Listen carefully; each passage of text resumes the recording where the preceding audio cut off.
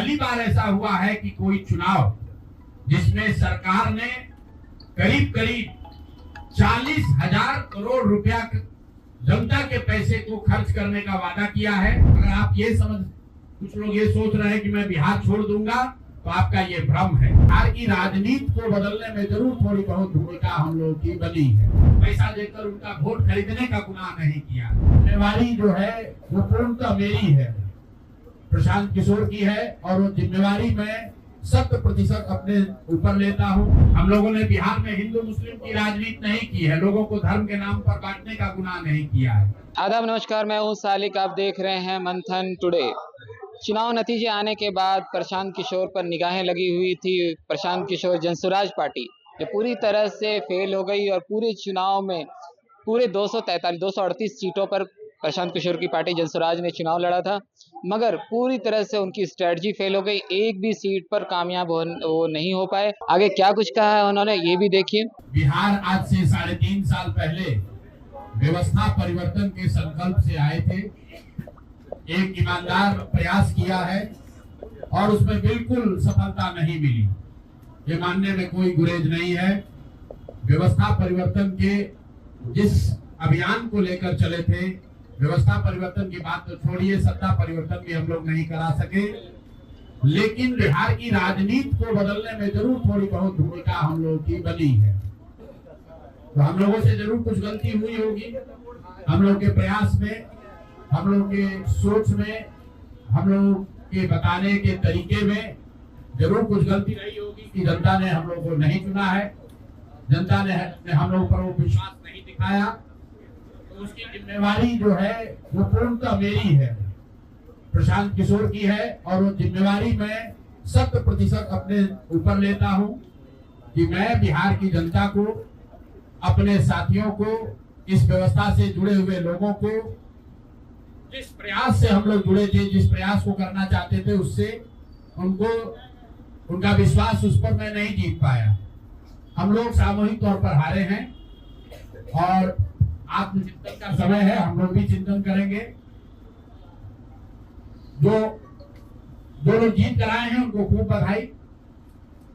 जनता ने अपने लिए अपना रास्ता चुना है, अपने लिए सरकार चुन ली है। अब नीतीश जी और भाजपा के लोगों पर जिम्मेवारी है कि बिहार में जिन बातों को लेकर वो सत्ता में आए हैं, बिहार में तरक्की हो, बिहार में भ्रष्टाचार से जो जनता जूझ रही है, भ्रष्टाचार खत्म हो, यहाँ पर लोगों के लिए रोजी रोजगार हो, और सबसे बढ़ के जो मुद्दा है पलायन का, बिहार से पलायन बंद हो।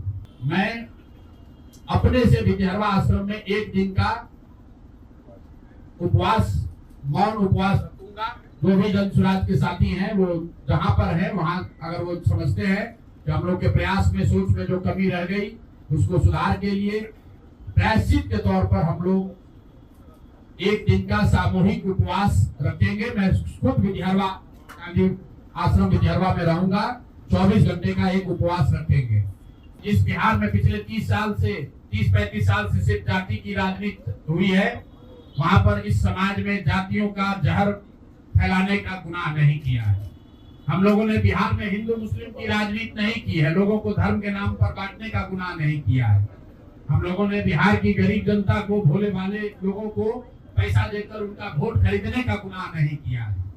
जिन लोगों ने ये गुनाह किया होगा, अगर वो आज जीत भी गए हैं तो उनको उसका हिसाब देना ही पड़ेगा। वो आज दे या कल दे, वो होगा ही होगा। अगर आप ये कुछ लोग ये सोच रहे हैं कि मैं बिहार छोड़ दूंगा, तो आपका ये भ्रम है। अंग्रेजी में एक फ्रेज है, you are not defeated till you quit. जब तक आप छोड़ेंगे नहीं तब तक आप हार नहीं सकते हैं। तो प्रशांत किशोर की और जनसुराज में मेरे साथ जुड़े हुए साथियों की बिहार सुधारने की जो जिद है, उस जिद के सामने दूसरा कुछ भी इस जीवन में नहीं है। उस जिद से पीछे हटने वाले नहीं है। चुनाव के परिणामों को लेकर जो बात है उस पर बहुत विवेचना हो रही है। आपने भी कहा, बड़े बड़े विशेषज्ञ आकलन कर रहे हैं। कोई बता रहा है कि पैसे से जीत लिया गया, कोई बता रहा है कि लालू जी के डर से ध्रुवीकरण हुआ इसलिए जीता गया। कुछ लोग बता रहे हैं कि जातियों की बात अभी पूरी तरह खत्म नहीं हुई।